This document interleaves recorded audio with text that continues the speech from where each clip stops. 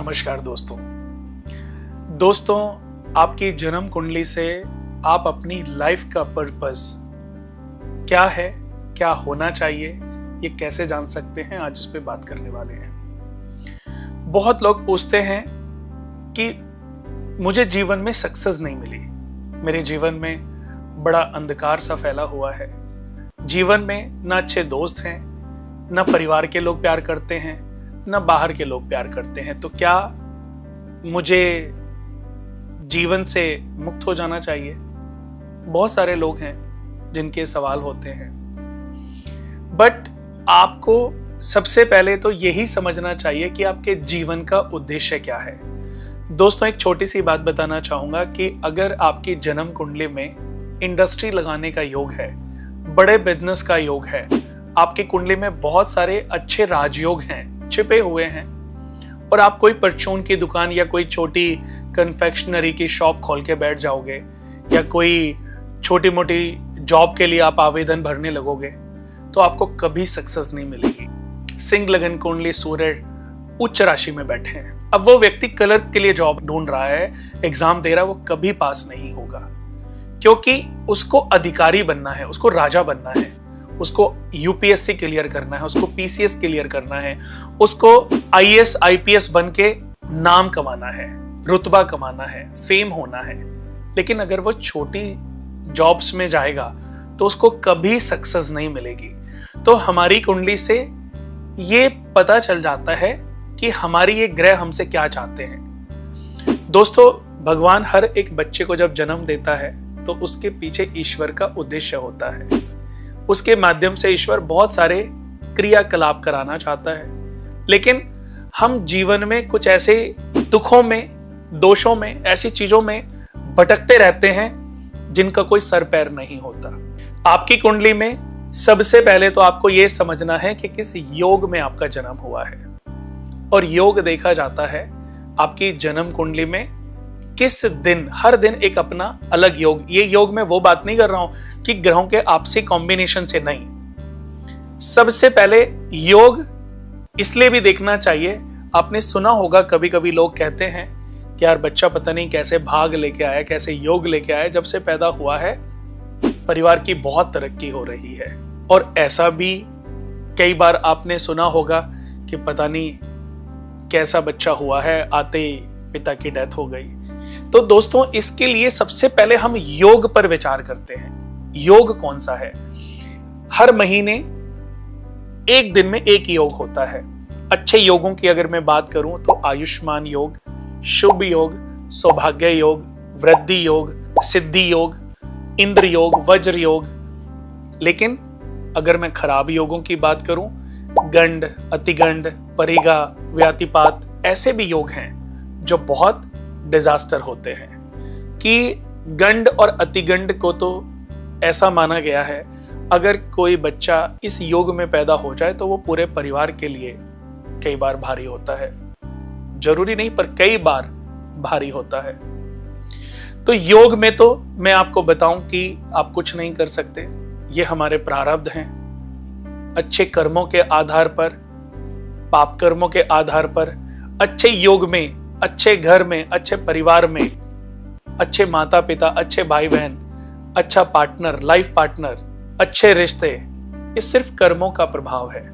मनुष्य अपने जीवन में जो कर्म करता है उसी के आधार पर उसके बीज सिंचित होते, यानी कि नींव में डलते चले जाते हैं, और भविष्य में उसको इतनी खुशहाल फसल देते हैं कि जिससे उसका आगे का जो जीवन है वो समृद्ध हो जाता है, या कई जन्म उसके समृद्ध हो जाते हैं। राजा के घर में पैदा होना और भिखारी के घर में पैदा होना दो ही तो हैं। आज के समय अगर बात करें तो अडानी अंबानी जैसी फैमिली में पैदा होना और फुटपाथ पे एक बच्चे का जन्म होना, दोनों के अपने अपने प्रारब्ध रहे होंगे, अपने जीवन में उन्होंने क्या कर्म किए होंगे ये मैं शायद नहीं जानता। लेकिन हर व्यक्ति के कर्मों के आधार पर ही ये डिसाइड होता है कि किसका जन्म कहां पर होगा, किसके माता पिता कौन होंगे, किसको जीवन में कब सुख मिलेगा, किसको जीवन में कब दुख मिलेगा, किसको कितना पिता सुख मिलेगा और किसको जीवन में अपने रिलेशनशिप का सुख मिलेगा। कब सुख उसके खत्म हो जाएंगे और कब दुखों का अंत होकर के उसके सुखों में वृद्धि होगी, उसके सुख अपग्रेड होंगे, ये सब कर्म डिसाइड करते हैं। लेकिन जन्म कुंडली में योग और ग्रह स्थितियों के आधार पर हम ये जान सकते हैं, अगर कोई सही मार्गदर्शन देने वाला आपको मिल जाए। तो आपके जीवन का पर्पस आप सबसे पहले अपनी जन्म कुंडली के आधार पर जान सकते हो। आपकी जन्म कुंडली बहुत बड़ा रोल प्ले करती है आपके पूरे जीवन के बारे में ज्ञान देने का। तो दोस्तों, जन्म कुंडली हम कहां से बनवा रहे हैं, किसको दिखा रहे हैं, इससे भी हमारी लाइफ बहुत मैटर करती है। कि गलत हाथों में हमने अपनी जन्म कुंडली दे दी तो हमारी जन्म कुंडली में वो अंधविश्वास का ऐसा घड़ा हमारे सर के ऊपर फोड़ देगा कि जिससे हम कभी बाहर नहीं निकल पाएंगे। हम ऐसे अंधकार में फंसते चले जाएंगे जिस अंधकार में फंसने के बाद हमें सूर्य की किरण नजर ही नहीं आएगी। आपको अंधविश्वास में डाल दिया। बहुत सारे ऐसे लोग हैं जो मैंने सुना है बहुत इजीली बोल देते हैं कि आपके काम को किसी ने बांध दिया है, आपके ऊपर किसी ने तंत्र प्रयोग किया है, आपकी इस प्रॉपर्टी पे कोई तंत्र प्रयोग है, आपके घर में किसी ने कोई जादू टोना टोटका किया हुआ है। बट ये कैसे होते हैं, कौन करता है, कहां से ये चीजें उत्पन्न होती हैं, करने वाले वो कौन व्यक्ति हैं? ये बेचारे अपना कोई रास्ता नहीं निकाल सकते, अपना कोई सॉल्यूशन नहीं कर सकते, वो आप लोगों का क्या सॉल्यूशन करेंगे? आप सिर्फ ये समझ लीजिए कि आपके जन्म के पीछे ईश्वर का एक मेन उद्देश्य है।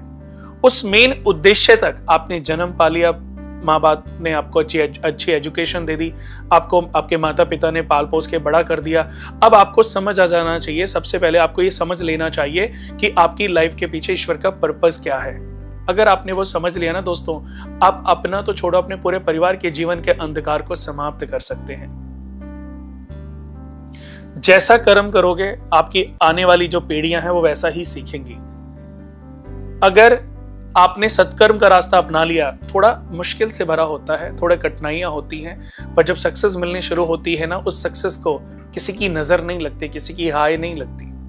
सुबह उठ करके अपने माता पिता को जरूर चरण स्पर्श करना चाहिए, अपने माता पिता को जरूर मिलना चाहिए, उनके साथ थोड़ा सा वक्त बिताना चाहिए।